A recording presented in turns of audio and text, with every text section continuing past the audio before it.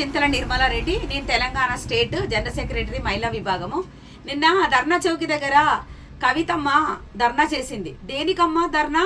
సిగ్గుచేటు నువ్వు ధర్నా చేస్తే అక్కడ కూర్చొని. ఎందుకంటే రాబోయే రోజులలో 42% బీసీలకు రిజర్వేషన్ కల్పించాలి రాబోయే స్థానిక సంస్థలలో అని చెప్పేసి నిన్న నువ్వు ధర్నా చౌకి దగ్గర ధర్నా చేసావు. ఎందుకమ్మా నువ్వు ధర్నా చేయడం ఎట్లుంది తెలుసా?